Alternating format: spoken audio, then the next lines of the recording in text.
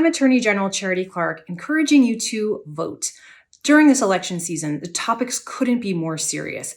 Democracy, the right to control our own bodies, protection of our environment. These fundamental issues and more are being discussed, and you have a say in the outcome. Our ancestors fought so that we could have the right to vote. Let's honor them by showing up at the polls and voting this year.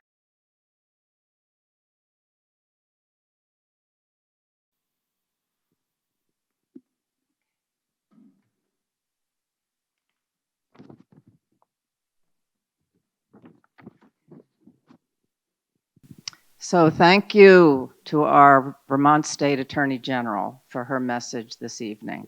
We've had really, I think, incredible messages from people, and that will continue into our next two classes after tonight.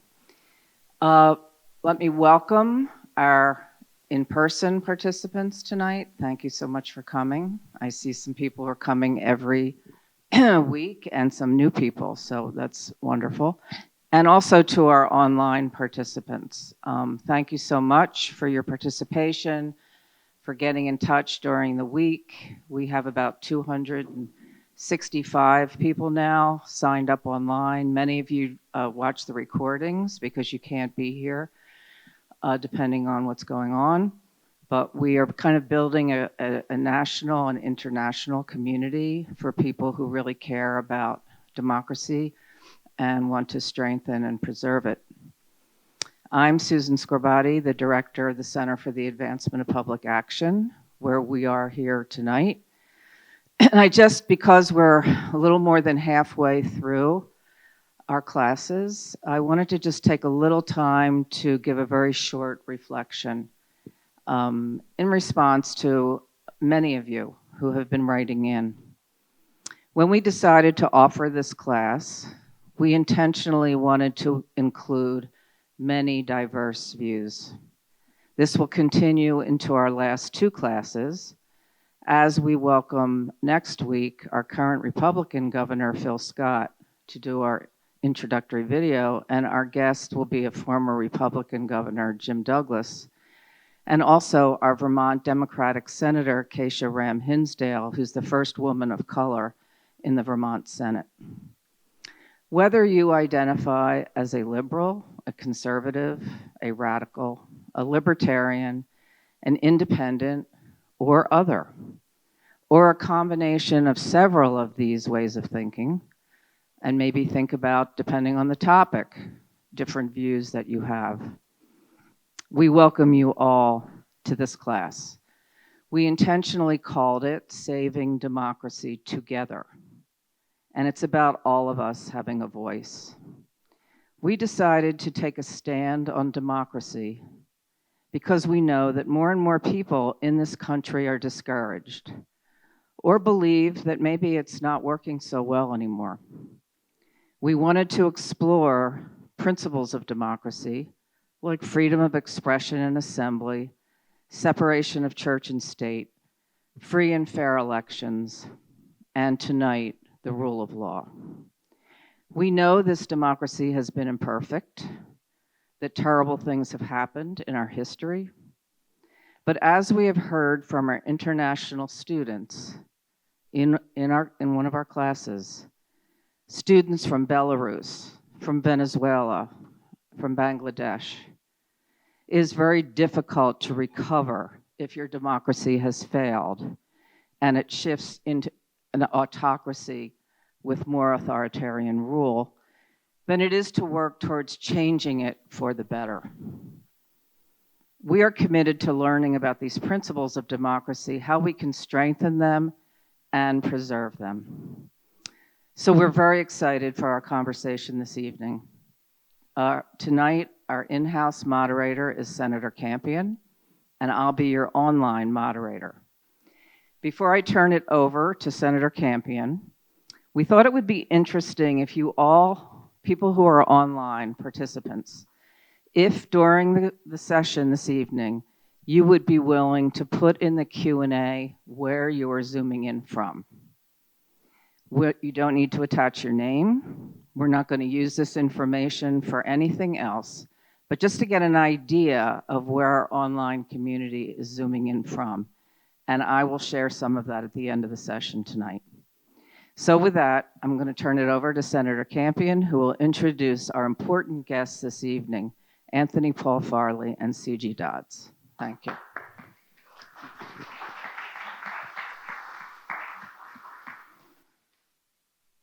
I am going to use Senator Campion until January. Since not running for re-election, I'm going to get as much mileage out of it as I possibly can. Thank you, Susan, for those terrific comments.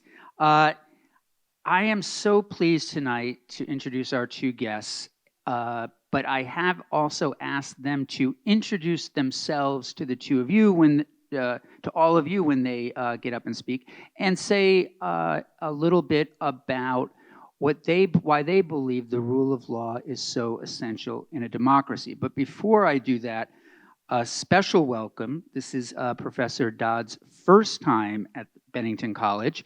She is the Associate Professor of Law at Albany Law School and Peace and Conflict Studies Scholar. Professor Dodds' scholarship exposes hidden structures within the law and how they sustain domestic and international systems of white supremacy. Specifically, she interrogates the degree to which the law retains vestiges of slavery, colonialism, and imperialism. A special welcome back to Professor Farley. Professor Farley was with us a few years ago, and we're delighted to have him back. Professor Farley is the Matthews Distinguished Professor of Jurisprudence at Albany Law School. Prior to academia, he was an assistant United States attorney in the U.S. Attorney's Office for the District of Columbia and a corporate associate with Shearman and Sterling in New York City. So as is always the case, I feel this would be the same situation if I were introducing Professor Scully and Professor Scorbati. There's so much to say, but I wanted to at least give a brief introduction and pass the mic now along to our two special guests. Thank you.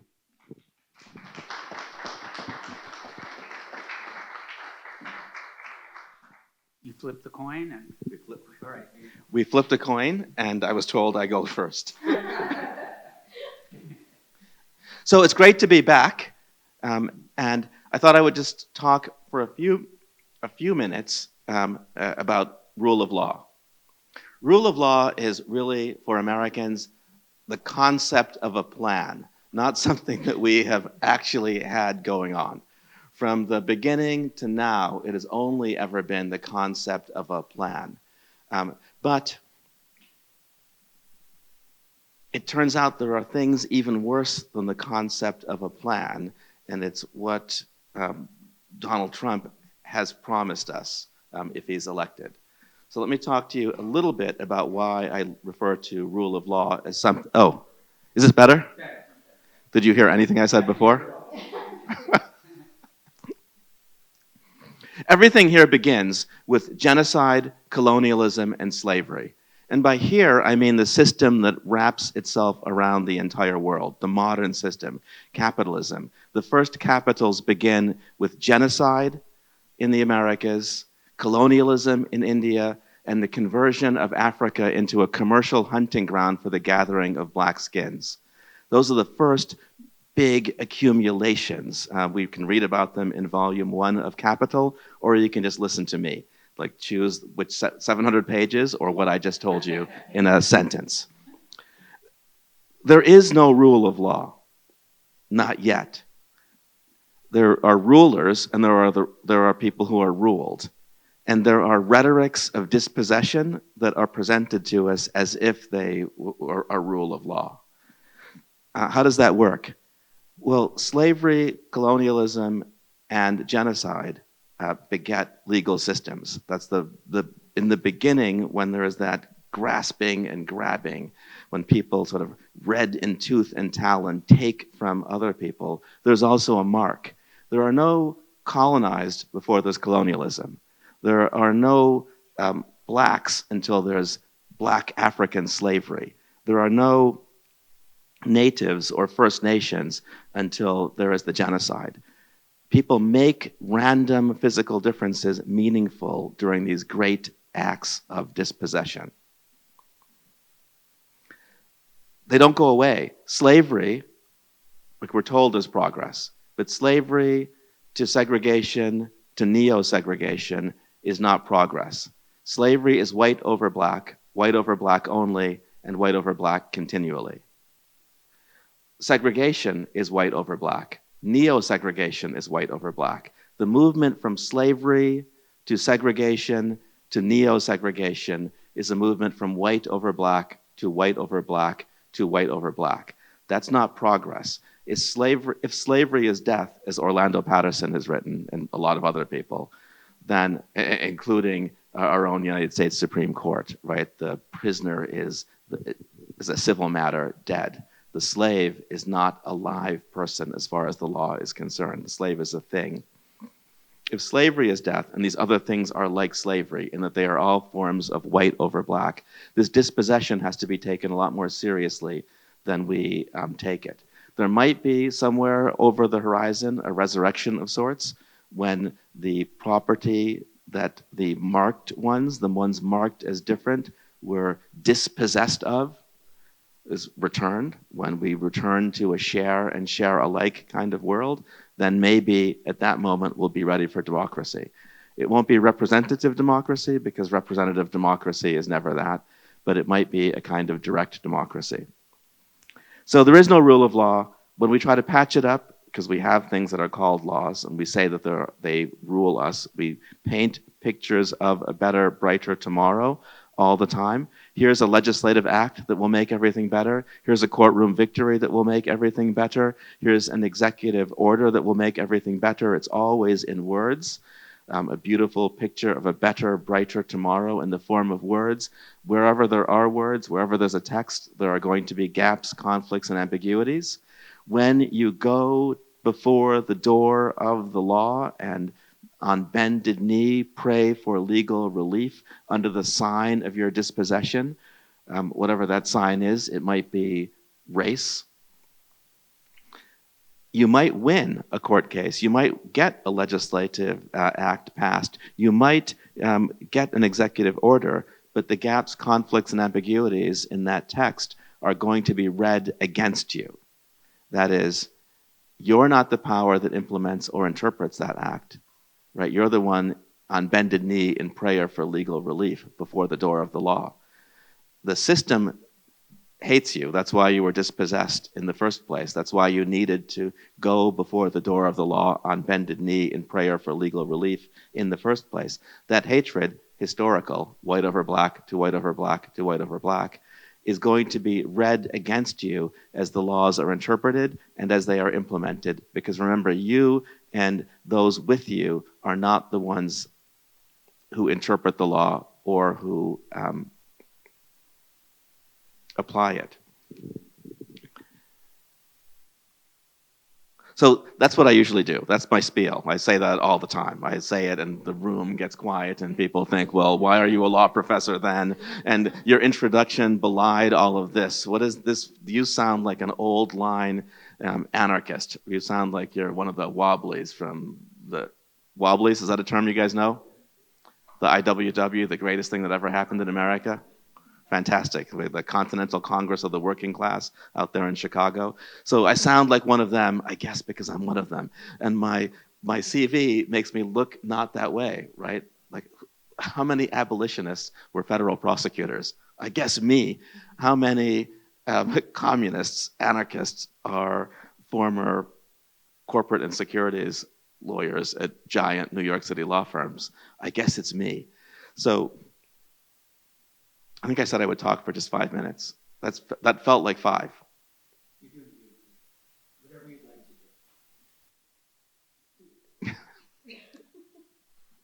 to do. But we have a concept of a plan, or a plan of a concept, whatever it is that Know Nothing, want to be president again creature running for office said. Was it concept of a plan, or was it plan of a concept?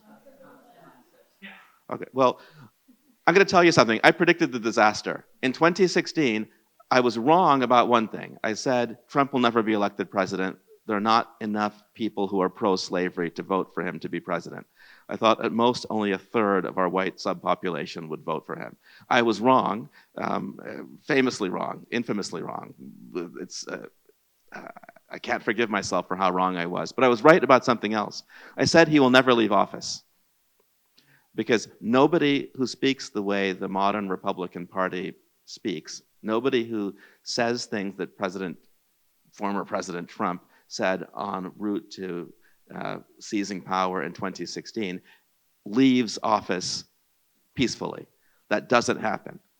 I had, with almost the force of madness or prophecy, a book come back to me, a book from first years, a book I read and didn't like, a book I skimmed and put away, a book not assigned to me, but I thought it was about one thing, then it was about another, a book by the Spanish philosopher Ortega y Gasset called Revolt of the Masses.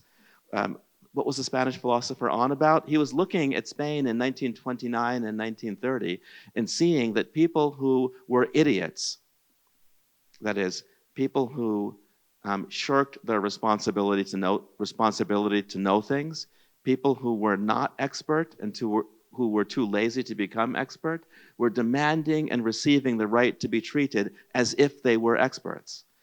That, for Ortega y Gasset, was the beginning of the end. He said, this can't end well. How did that end? Come on. Franco, dictatorship, fascism. Right? That's how fascism starts. When you don't care about expertise, it means you don't respect your fellow human beings. The only way to win an argument when expertise doesn't matter, when the people who know nothing demand and receive the right to be treated as if they know something, is to be the first one to kick the other one in the face with your boot. Right? That's fascism. The winner is the one who's stronger. Everything readjusts. It can all seem the same. There was law in the Third Reich. There was law in Hitler's Germany. There was law in Mussolini's Italy. There was law in Franco's Spain. You just adjust the basic norm from this myth of equality at the beginning. We hold these truths to be self-evident. You adjust it to the will of the person in charge. Like, what does the person in charge think today? Because that's the right legal answer today. If he thinks something different tomorrow, then he has always thought tomorrow's thought tomorrow, and tomorrow, and tomorrow. And so all of us follow the first head fool. Sorry, I was about to make a Macbeth thing, but I couldn't hold it. Right? You did see it coming, though, didn't you? Right, you saw it coming, right, exactly. That's good, liberal arts, fantastic. The next time I'll rehearse that. It occurred to me a minute in, and I thought I would do it, and I couldn't quite hold it, and I was afraid of misquoting it, and I saw all the energy that somebody's in a Shakespeare class who has the exact right quote, or you were in Shakespeare before, and it wouldn't work. But this is where we are today, and in real trouble. Democracy, our aspiration for democracy, is in trouble. We have now, right, it's a naked lunch moment. See, now I've got you, because you don't read the beats. You don't read unhealthy people like William Burroughs. You don't know what a naked lunch is. It's a moment, yeah, some of my fellow old people know what a naked lunch is, right? But the rest of these young, innocent-looking young people, you don't know. You don't read the beats. They were terrible. But one of the most terrible, William Burroughs, wrote a book called Naked Lunch. A naked lunch is when everybody actually sees what's on the end of their fork. When you look at it, you're kind of alienated from it. It's been in front of you the whole time, but now you have to look at it and you have to know what it is. And it's disgusting, and your own disgust now compels you to do something. That something can't be, let's break bread together. We can't save democracy together. Not even as a concept of a plan, because a bunch of us don't want it and have never wanted it. Like, have never wanted it. So that's a thing that we see now, and we may have fallen into this trap because we looked away before. We didn't hear what they were saying. When Barack Obama was born, his birth was a crime in 16 states. If his parents drove somewhere together in 1967, a year I remember, somewhere together in, say, Virginia, where I went to the University of Virginia, if his parents drove there together, they were committing a crime the police would certainly have stopped them for before they got to Richmond or Charlottesville or anywhere else in that state. So and Barack Obama was a young president. So there's no democracy that we can speak of in America until at least 1967. Not just because of Jimi Hendrix or the Summer of Love, but also because of Loving versus Virginia, a case outlawing those anti-miscegenation statutes. But that's still not long ago. People don't live that way where this seems natural and right to arrest people or murder them for things like driving in a car together. Right, where wide swaths of the population believe in that, where people who don't believe in it break bread with people who do. You don't go from that to democracy in just a few years, and we don't get there by pretending that the folks who want to make America great again don't exist. Right? We don't get there by failing to ask them, when was it great exactly? Because if we get back before, say, 1967, it's a problem, like a savage problem. We might have a compromise about the 70s or the 80s, 90s, I've been alive many decades, the aughts, and now, but those people are still here, right? And they want what they want, and they've told us what they're going to get on day one. So it only takes a day, right, to lose democracy or even the hope of it for a lifetime. Hitler died, as he should have, like a dog in a bunker. Mussolini was dragged out by his own people. But Franco lived to a ripe old age and died a dictator in his, soft, fancy bed. So it only takes a little while for this stuff to go and go completely.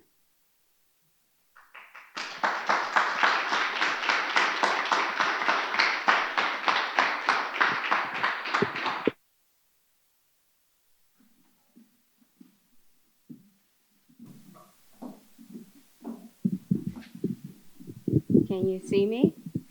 I always have to ask that question because I'm yay high. Oh, look, your mic is great. It actually went all the way down. I thought I was going to have one of those humiliating short people moments. The moments where the mic does the weird thing and it's like, I'm short. I didn't know I was short until I was 25 years old. Always view yourself as the lion and not the cub. All right, so to get started, the rule of law. The rule of law is important to our democracy because it is the repository of America's fever dream. America's constitutive madness, which is deeply rooted in this nation's history and tradition, implicit in the concept of ordered liberty. This constitutive madness of the fever dream that produced the delusion that America was a republic, when in reality it was a republic in name only.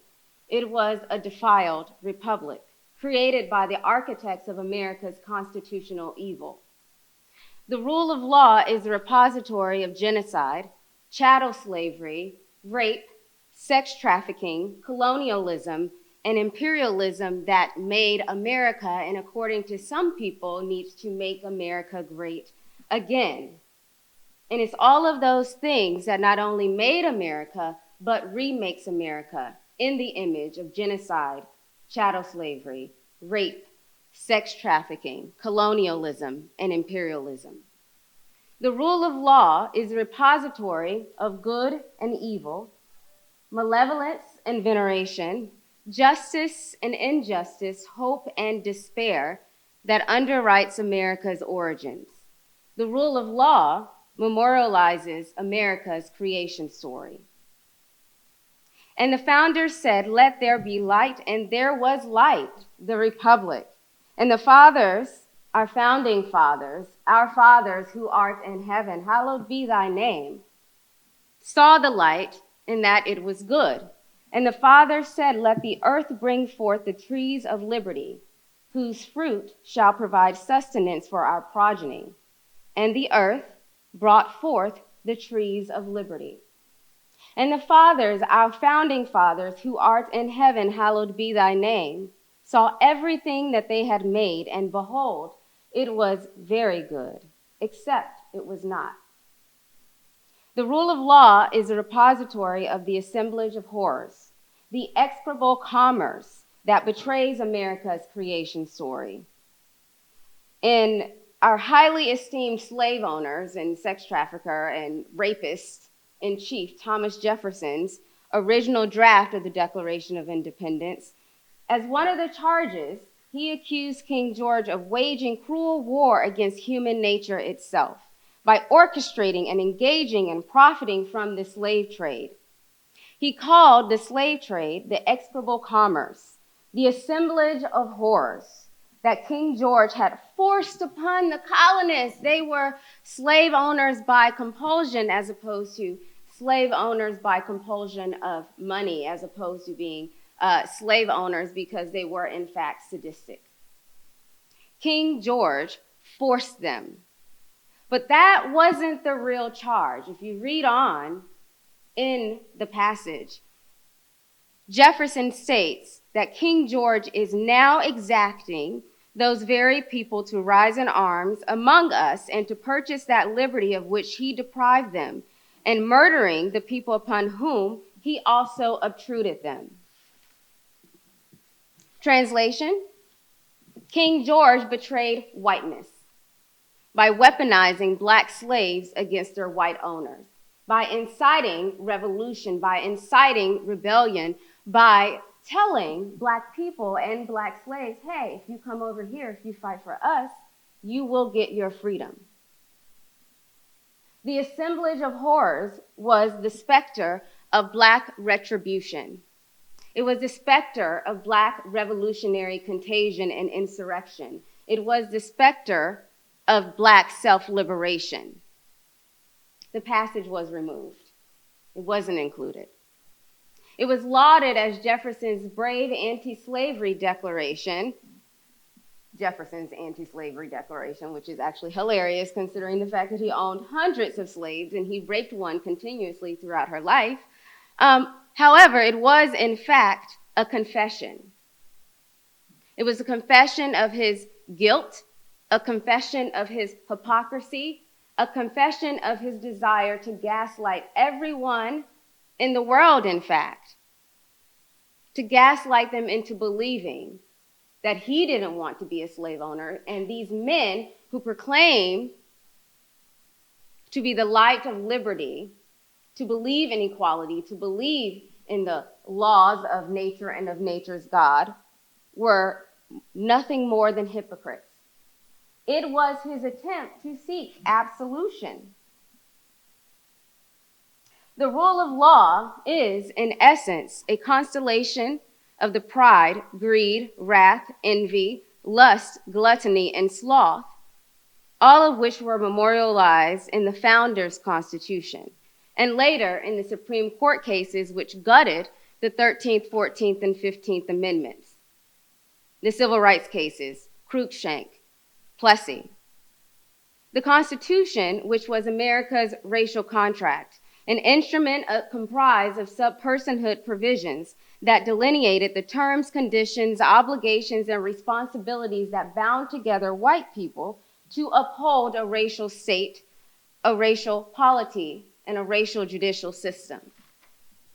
The Constitution, the racial contract, the set of formal agreements, informal agreements, and meta agreements between white men and complicit white women that deeply rooted non-white persons as the objects rather than the subjects of the Constitution. The objects who possess subordinate civil standing, the body impolitic, we not the people. It is from this standpoint, that experience and that how I conceptualize the rule of law and the importance of the rule of law, that I argue that the living rule of law, the law that we know, is an ever-expanding and contracting matrix of self-regenerating cellular networks that sustain asymmetrical power relations. The rule of law is the absence of the rule of law. Thanks.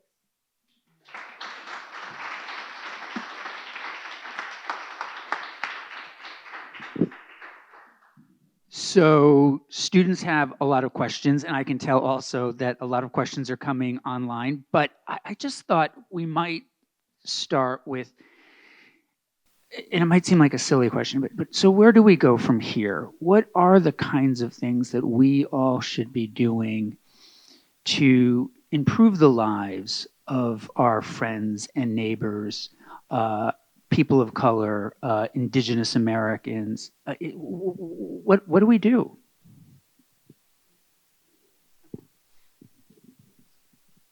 So I think it begins with an individual accounting. I think it's important not to impose upon people thoughts about what their activism should look like. Everyone has a way of affecting change. Everyone has an experience with the law and a conceptualization of the law and an idea of what needs to be done.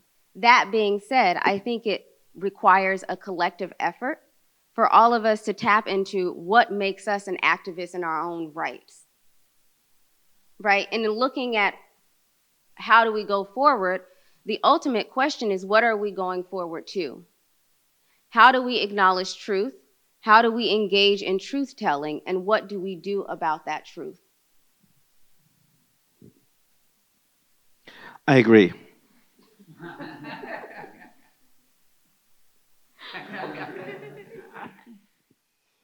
So students, anybody have a question pressing? All right, well, we'll start on that side, and then we'll go around. Hi, my name is Rafferty. I'm a freshman here at Bennington.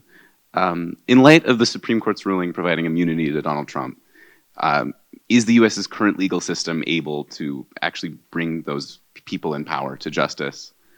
And if not, like, what tools does Gen Z need to learn in order to fix this?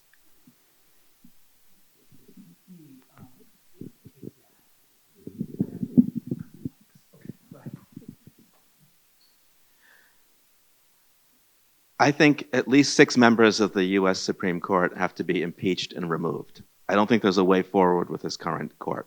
I don't think there's a way forward with the Republican appointees to the federal bench.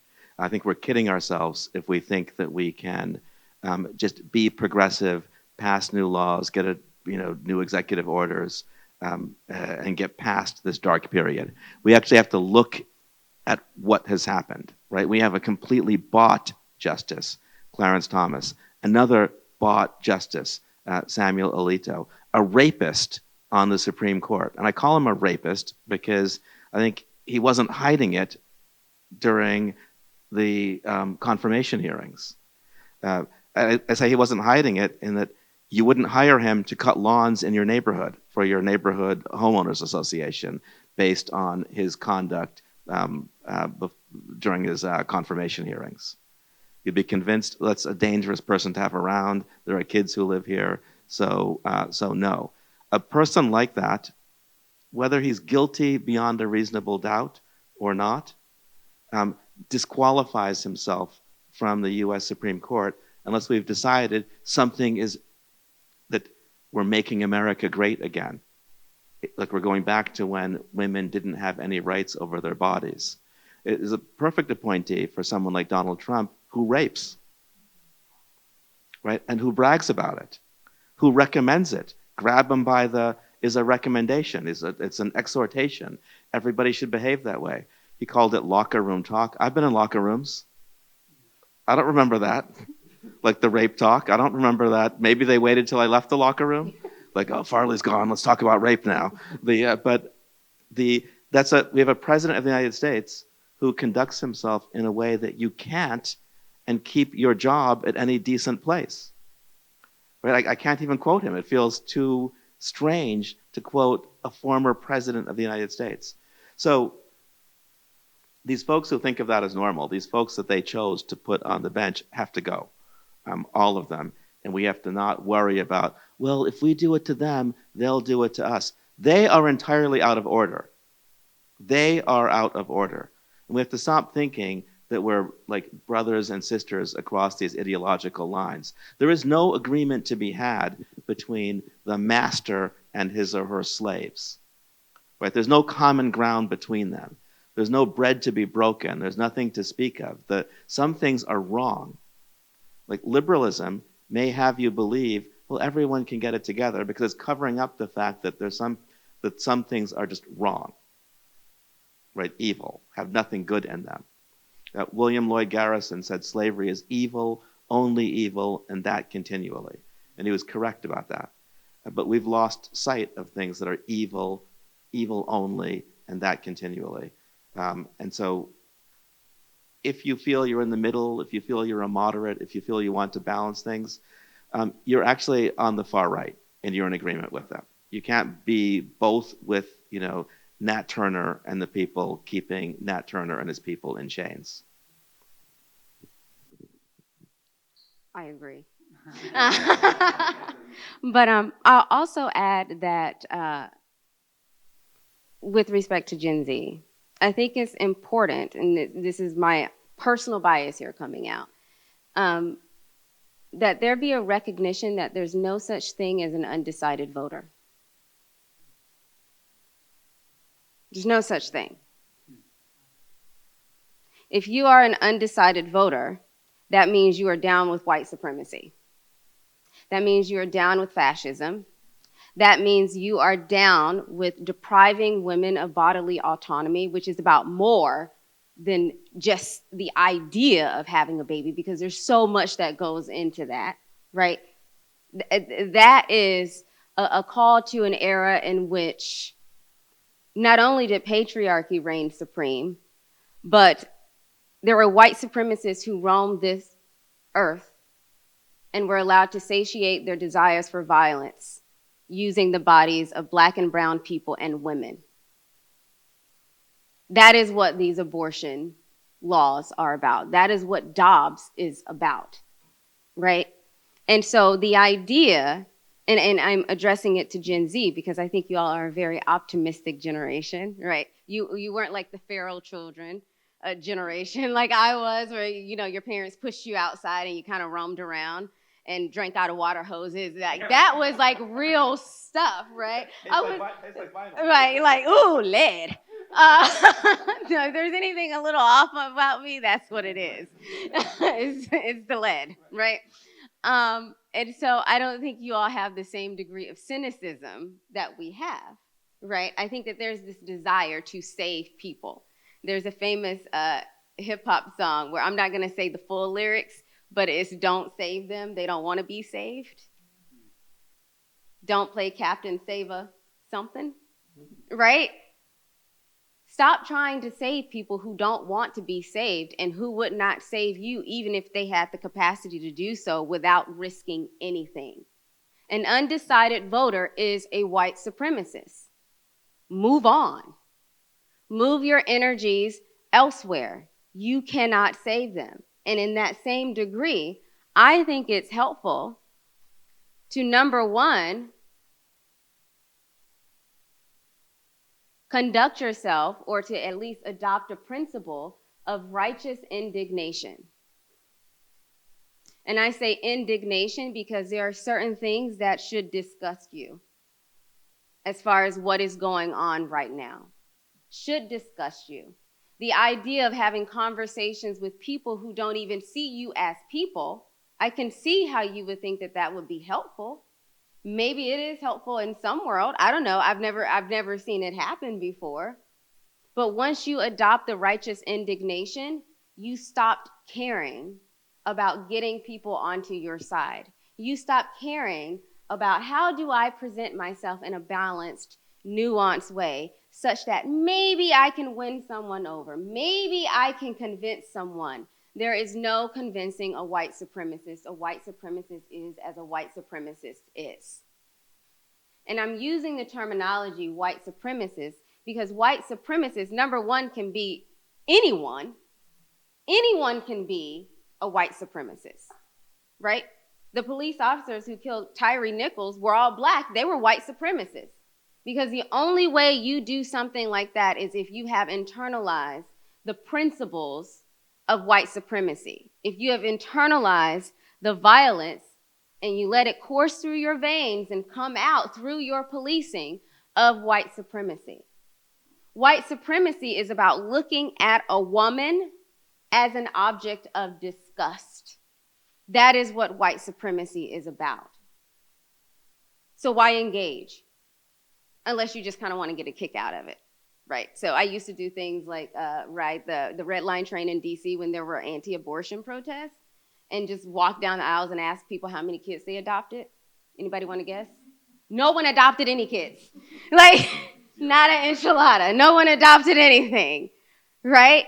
So there's no negotiation to be had. And so be unremitting in that and be unapologetic in that. Be unapologetic in your position because the other side is unapologetic in their position.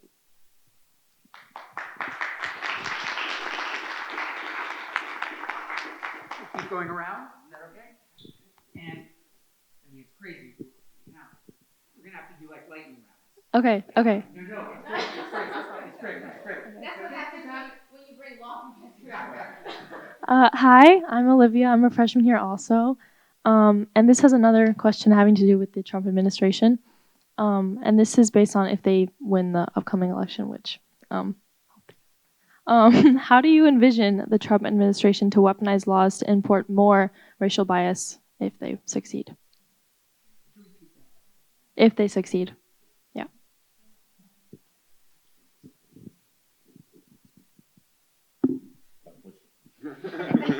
Sorry. They can't be allowed to succeed. So that actually cannot happen. This is 1933. This is like the collapse of Weimar into Hitler's Germany. He's promised to do this, right? He's promised to gather all powers into the executive, into himself. He'll be dictator. It'll be violent for a day, as it was with Hitler, Chancellor, then making up a name for himself, the Führer of Hitler's Germany. It is, in fact, that bad. The America First isn't the thing he plucked out of nowhere. America First was the term that the U.S. supporters of Hitler's Germany picked for themselves. Like, stay out of that European war, like, put America first, meaning we're happy with Hitler's Germany. So what happens next is a problem, right? If he gets in office. He's told us what he will do. When you say build a wall, as if Mexico is a threat or South America is a threat. When you say ban Muslims, as if Islam is some threatening thing. When you say, blank whole countries to let people know the third world is the problem. When you say grab them to let people know it's going to be the good old days for the good old boys again, you have promised to murder millions of people. Because that's what it takes to bring back MAGA, to go back to the good old days. That doesn't happen willingly. You can't deport 10 million people without creating, when he talks about deporting, quote unquote, undocumented people. You can't deport that many people without full Fourth Reich intensity. So the GOP has promised us that. If only black people had voted in 2016, Donald Trump would have lost the Electoral College 538-0. Right? The news makes it look as if there are divides, right? As if Donald Trump is something other than white supremacy. But he isn't. Every group but white people voted overwhelmingly against Donald Trump in 2016. It takes a lot. If I see a black person on the street, I know they voted against Trump. I don't need to know anything else about them. I just know they voted against Trump. A few rare people are picked out to be on TV to make it look as if Trump is less racist, by making it look as if reasonable black people could divide on Trump, as if this is a debate in any barber shop or any hair salon or anywhere else. It isn't. 538-0 among black people lets you know what your vote is for Donald Trump, right? So I think it's a problem of, well, I'll say this. You'll keep it in this room?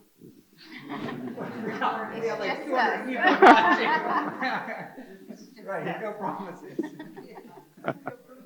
Right, on YouTube later. Right.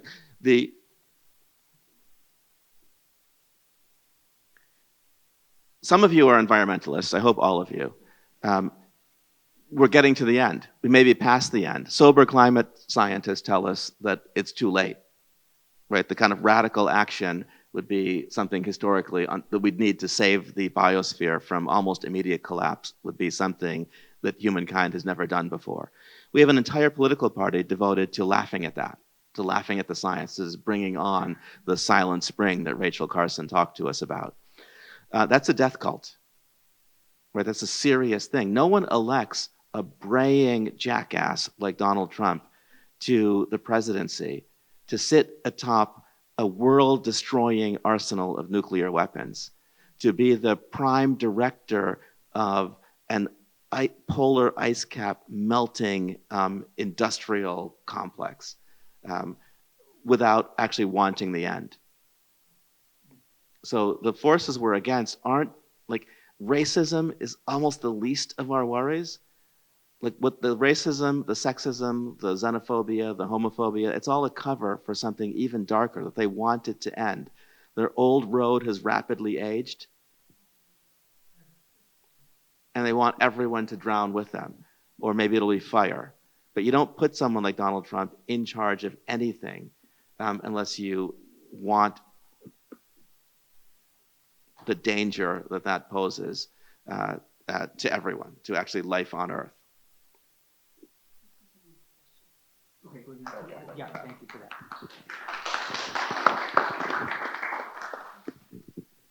Hi, I'm Giga. I'm also a freshman here. I'm studying politics mainly. My question is quite simple. If there was one thing that at the snap of a finger you could change about the American Constitution, what would it be?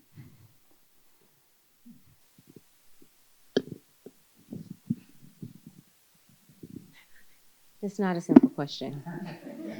Wait, is this? Yes, it's on. There's one thing that I could change about America's Constitution.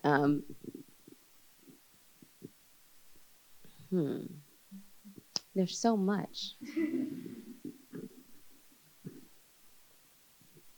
Okay.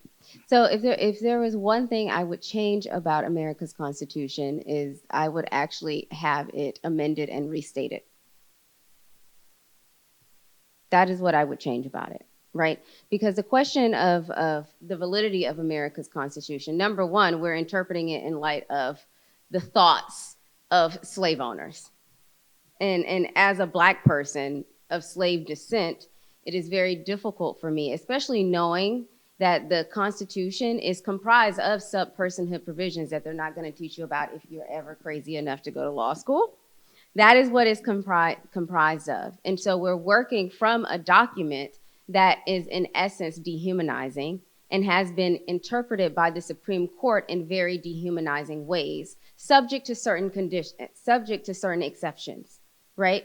And so I do think that the Constitution needs to be amended and restated in a variety of ways. The question is always, or the problem is always, how to get Americans on board. And we're more divided than ever. So I don't think that that's actually something that could reasonably occur. But that would be the one thing that I would change about it, is I would actually overhaul it.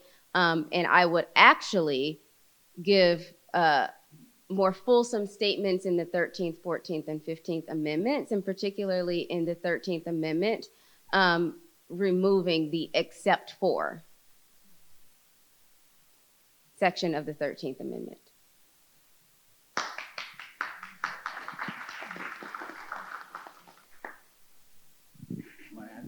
Okay, all right, let's keep going. All right, yeah. Thank you so much. My name is Lana. I'm a freshman here at Bennington, and I'm interested in civil rights law myself, so this has been really interesting. My question is, in the United States, the prejudices of people in power prevent citizens from being treated equally. I understand that bigotry is cemented through Supreme Court cases and other legal precedents, though I'm wondering if and how you think that bigotry is written explicitly into American law.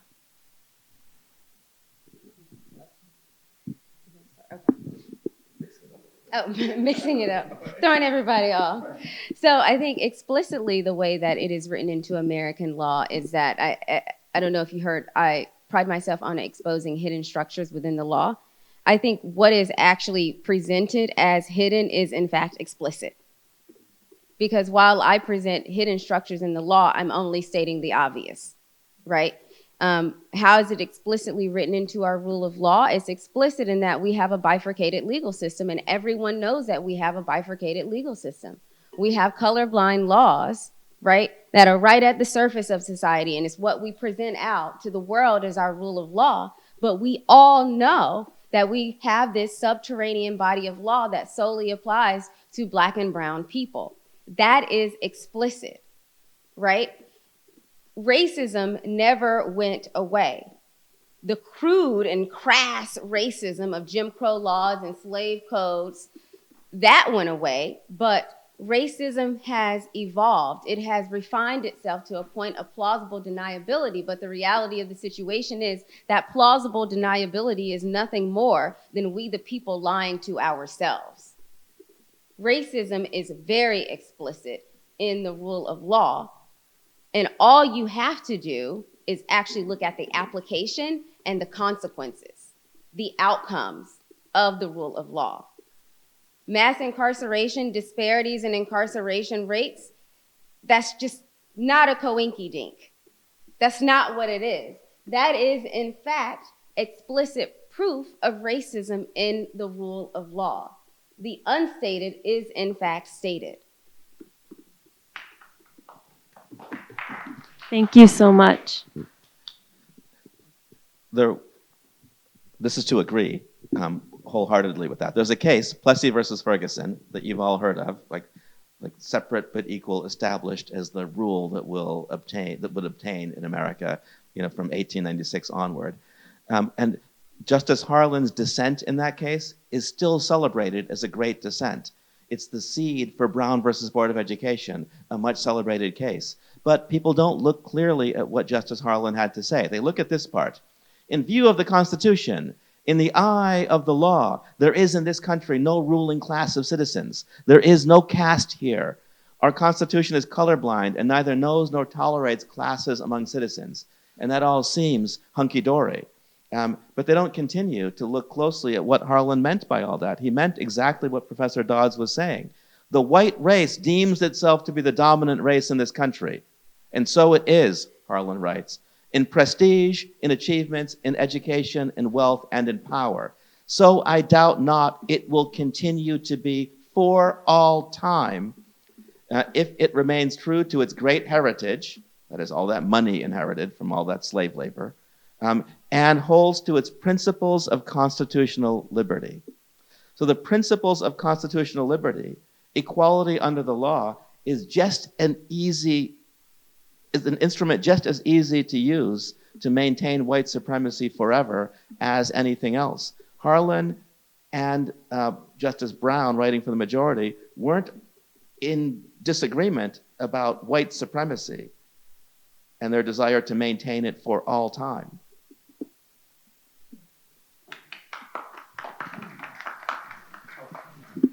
Yeah, so Susan has a question, if I may. Well, these are two questions from our online. It's okay. Right. No, it's great. Thank you. Thank you, people online, for tuning in. So the first question, there's two of them. One is, would teaching better history to the next generations with more truth-telling help the government get to a better place?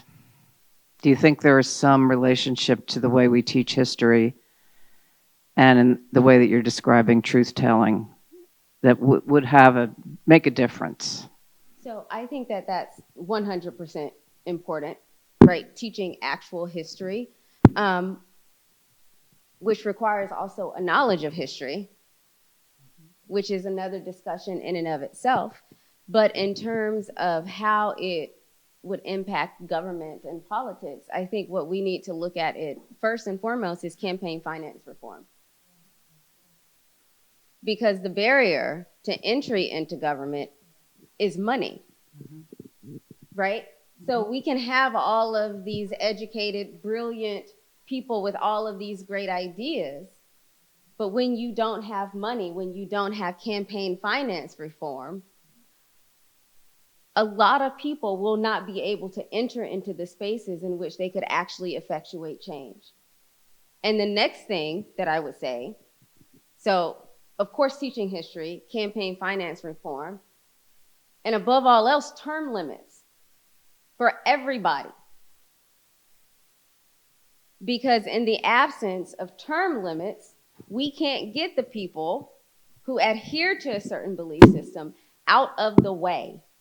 There are too many people who need to get out of the way.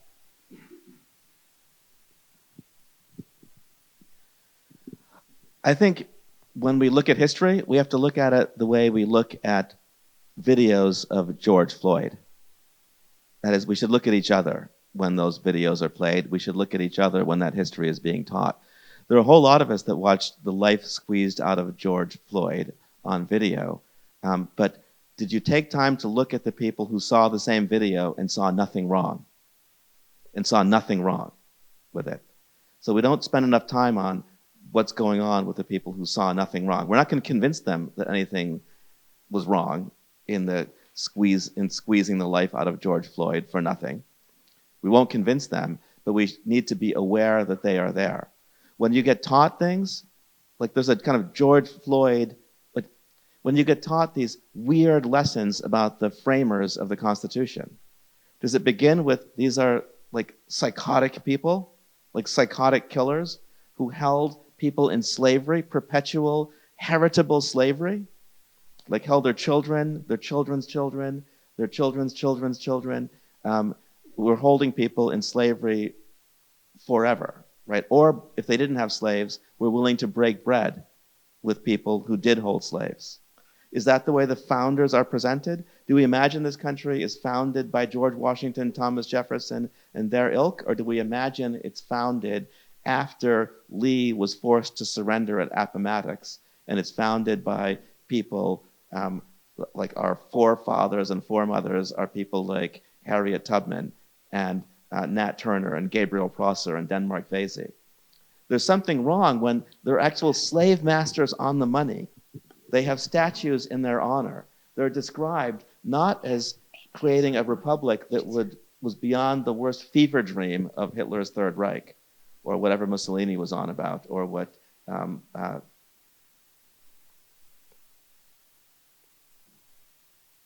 so we have to think about our attitudes toward that history, because we're taught an incredibly evil history as if it's nothing.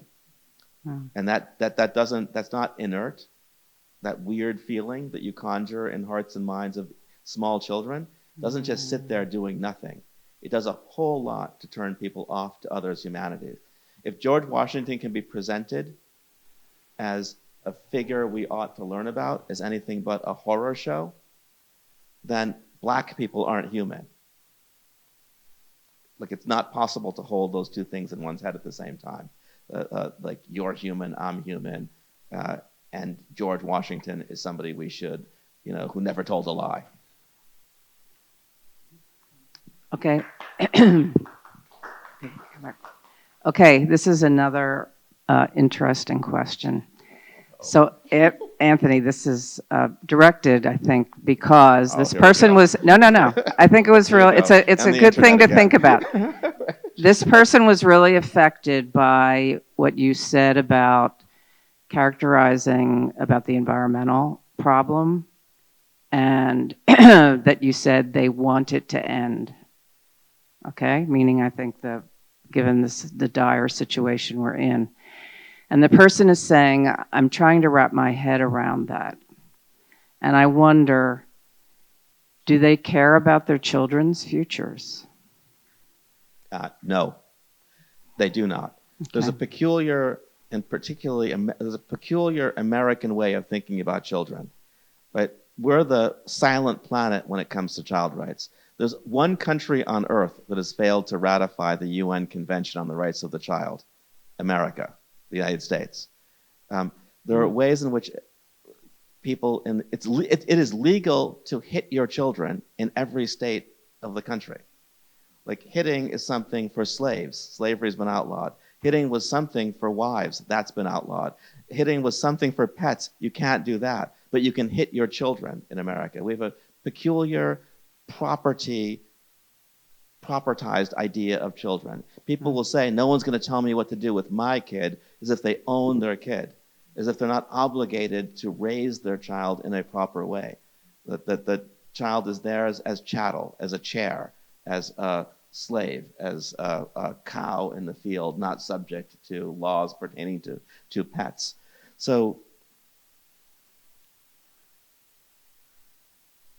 no, they don't care about the future. That's why they're able to say, drill, baby, drill. That's why they don't mind the polar ice caps melting. They're not worried about the rapid deoxygenation of the oceans. They're not worried about the possible collapse of the biosphere.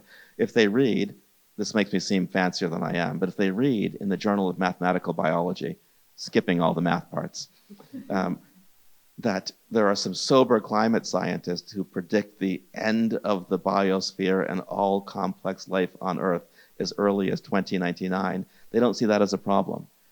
Because their own greed, they turn into some kind of transcendent God. Like, God will appear and save us. In fact, if you like the environment, say the right-wingers, you're against Jesus, because Jesus will come back after the Earth is used up. And so you're witches and weekends and wizards and all kinds of bad things if you're concerned about the environment we're in. So no, they want the darkness. So it's incredible that we are nearing the end of our conversation in our evening. But I'm hoping you will all, the two of you, will have time afterward and have cookies and hang out. But I just want to say that this building and the people that built this building and the ideas behind it very much had in mind important conversations like the one we had tonight. Powerful, important, and brought to us by remarkable people. So thank you very much.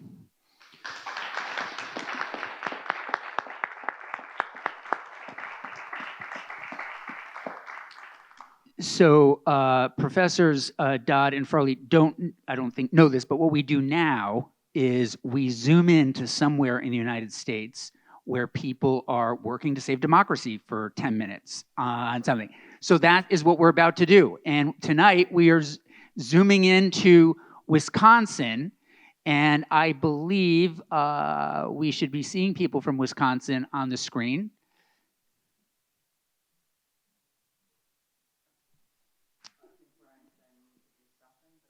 We're here. Can you hear us? Was that? Yes, there you are. Wonderful. Okay.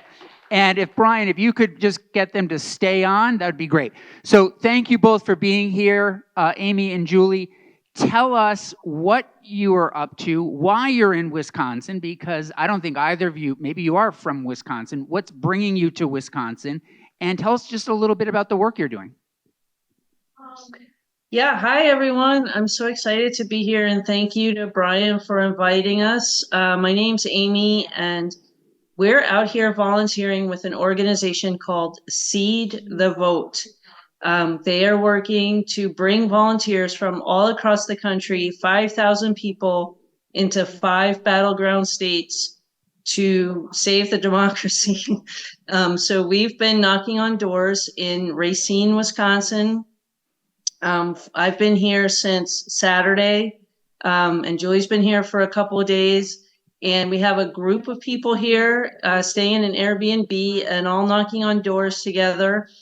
And it's been amazing. I'll let Julie talk about some of it, but I also just want to say I'm going to put in the chat 2 links because they have a wonderful $100,000 match donation going on until October 8th to help fund volunteers going. And also I'm going to put the link if you want to volunteer to door knock in a battleground state. The reason they're raising money is because they pay for your flight and they pay for your hotel. If you will go to a battleground state and knock on doors, you can also volunteer to phone bank. And you, Julie, who is a Bennington College graduate, Julie, tell us a little bit about what you're doing out there, what you're hearing on the ground, the door knocking, things like that. It's been really interesting. And thank you again for letting us share with you. And I think it may pick up on the theme that was raised a little earlier about education and information. Because what we're finding is there are a lot of people who get information from sources that less than accurate. They're believing what they're told. And one of the things that we're able to do is talk to voters and say, no, actually, Trump is not going to protect Medicare and Social Security. And providing them with information, resources to find information. And our goal is to lean people in a way that's going to support democracy. And sometimes it's just really encouraging. There's been very positive responses and people who really feel passionate about their vote. Other people just are a little confused, and some people are really misinformed. But we're also hearing about what they see as the issues. And that's really interesting to do. But overall, we've had lots of good discussions. So I think sometimes we think we're so divided, we can't have those discussions. But we're able to have quite a few, and that's encouraging. So what are some of the issues that you're hearing about that are on people's minds? Are people talking about a concern about our democracy, or are they what sorts of things are you hearing? I've definitely heard concerns about our democracy, people's sense of safety, their rights. There's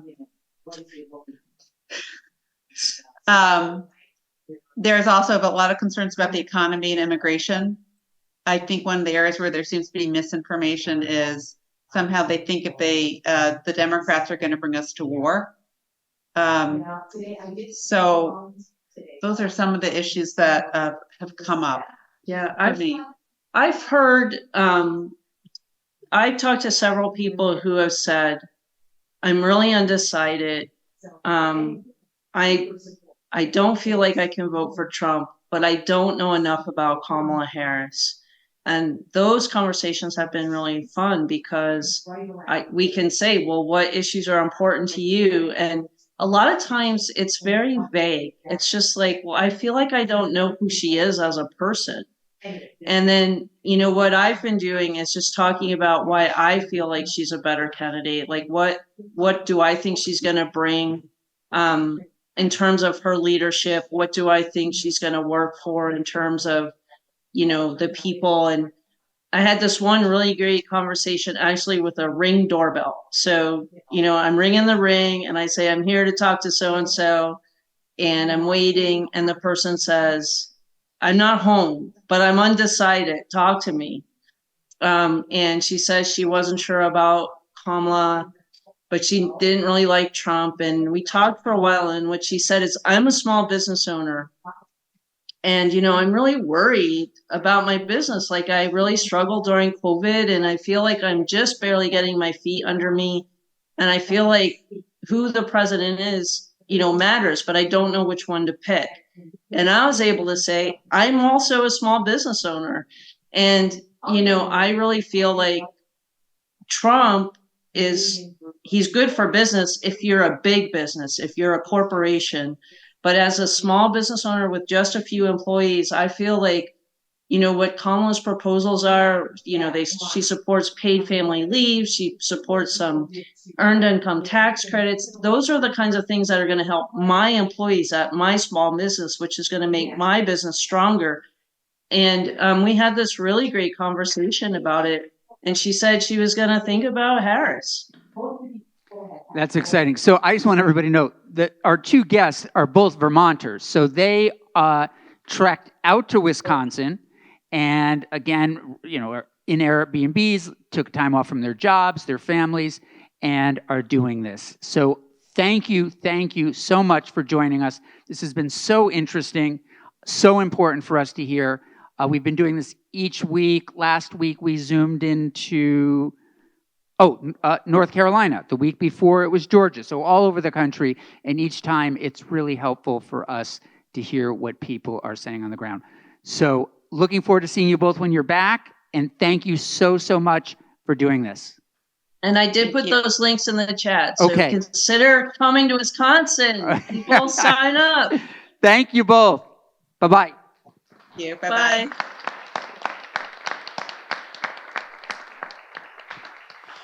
So then finally, Susan always pulls together and has conversations with people and comes up with a call to action at the end of each week. So Susan, do you want to?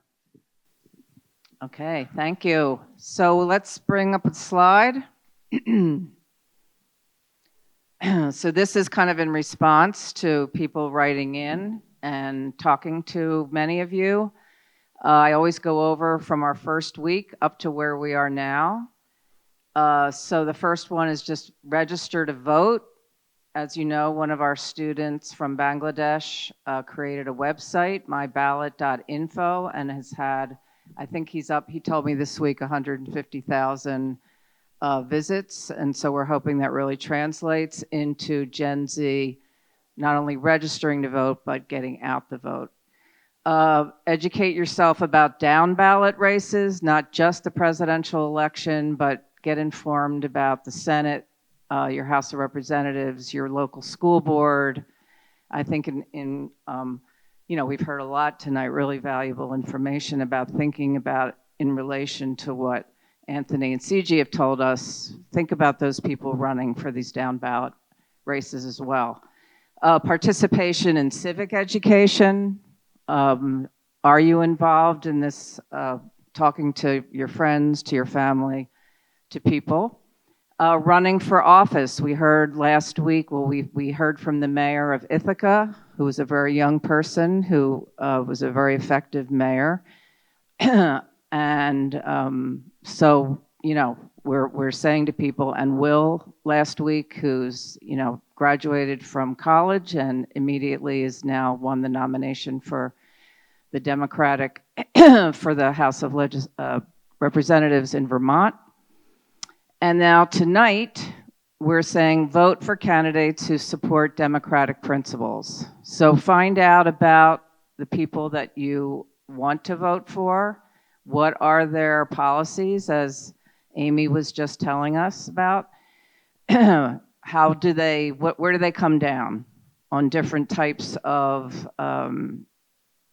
things right now that people are talking, reproductive rights for one, or separation of church and state, or how do they, term limits, free and fair elections, how do they respond to some of these things that we, as imperfect as they are, still have a basis for our ability to maybe have dialogue with each other.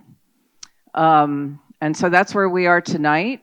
And please, again, thanks everybody online and in person. And next week, as I said, these are Republican, our current governor in Vermont and our former governor, who are, I would say, I don't want to speak for them, but they have been here to CAPA. They do not support Trump and this current situation that's going on, but they're part of I don't want to even characterize them as conservatives, but they have deeply held beliefs and they care very much about Vermont and the democratic process. So it'll be very interesting to hear with them in conversation with Keisha, who, as I said, was the first woman of color to be elected to the Vermont Senate. And she's really dynamic and very effective in Vermont as a legislator. So we're excited for her to be in conversation with the former Republican governor.